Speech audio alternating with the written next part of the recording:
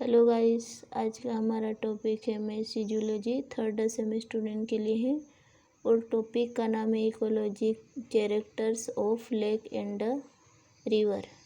Introduction, ecological factor, biotic and abiotic factor, characters of lake, characters of river, conclusion, reference. Introduction.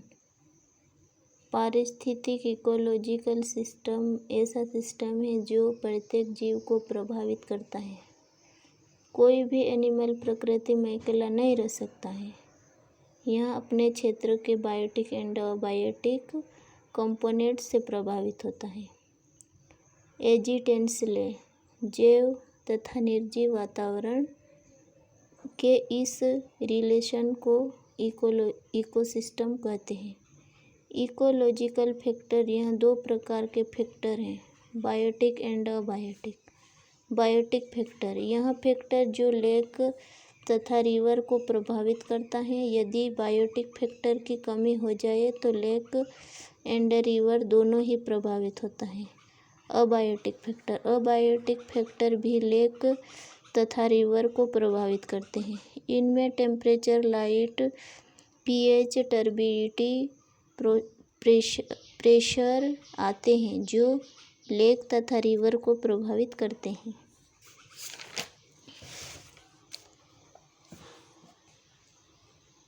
Character of lake, lake पानी का एक बड़ा part है जिसका कोई सीधा समुद्री रिलेशन नहीं है। साइंटिस्ट ने लेक को डिफरेंट तरीके से प्रभावित किया है। फोरेल ने बताया कि झील पानी रखने के लिए बेसिन के साथ खड़े पानी का एक बॉडी है। हेचिंगसन, लेक प्राकृतिक आपदाओं से बनती है और धीरे धीरे खत्म हो जाती है। लेक में एक या एक से अधिक बेसिन होते हैं जो आंशिक रूप से या पूरी तरह से एक दूसरे से जुड़े होते हैं। लेक में समुद्री जल नहीं पाया जाता है। यह झील की औसत पानी की मात्रा एक निश्चित सीमा से अधिक होनी चाहिए। इकोलॉजिकल फैक्टर ऑफ लेक, जल सबसे महत्वपूर्ण अजैविक कारक है जो विभिन्न पादपों और प्राणियों का आवास होता है।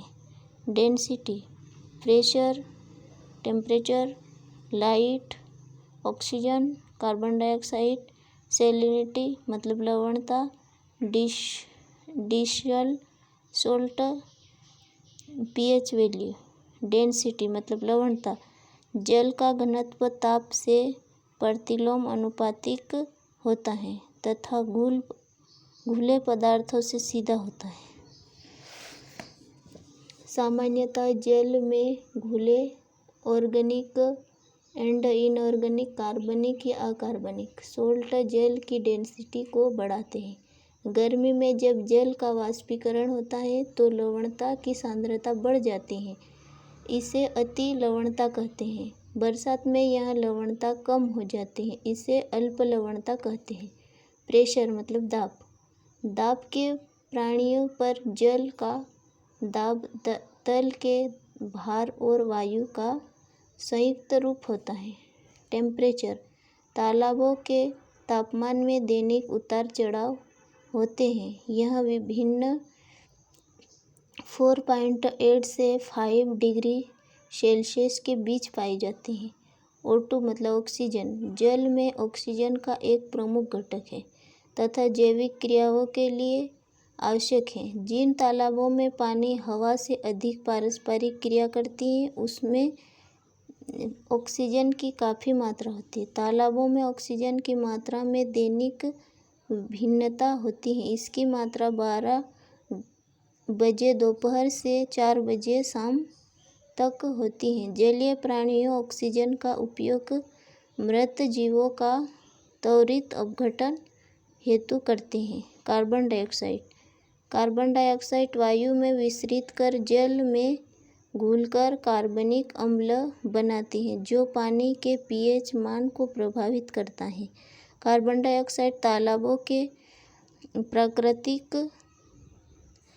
तालाबों के पारिस्थितिक तंत्रों में मैग्नीशियम और कैल्शियम के बाइकार्बोनेट के रूप में होती हैं। जलीय जीवों के विघटन से काफ़ी मात्रा में CO2 निकलती है। लवणता। तालाबों में लवणता HCl की उपस्थिति के कारण होती है और इनमें घुले लवण की मात्रा बहुत कम होती है।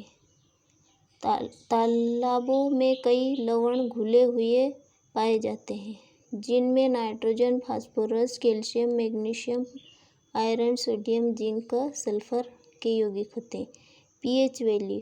pH मान तालाबों के जीवन के लिए महत्वपूर्ण और सीमाकारी कारक होता है। हर जाति के लिए pH एक विशिष्ट मान है। लेख के अन्य अभिलक्षण: प्रकाश की तीव्रता, तापमान, द्रव स्थैतिक दाब और तरंगदैर्घ्य अवशोषण के आधार पर तालाबों के आवास को ऊर्ध्वस्तरीय 5 स्तर के क्षेत्रों में बांटा गया है: लिटरल जोन, लिम्नोटिक जोन और प्रोफुंडल जोन।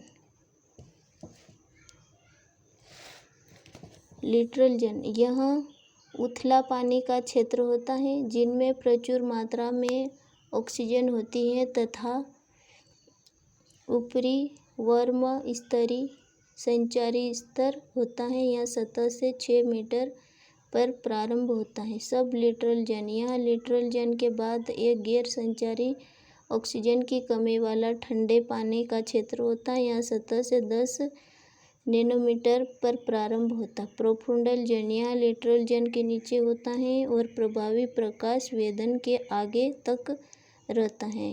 लिम्नेटिक जोन यह सतह से 50 मीटर तक प्रारंभ होता है, उस सीमा तक रहता है जहाँ पर शोषण दर प्रकाश संश्लेषण बराबर होता है।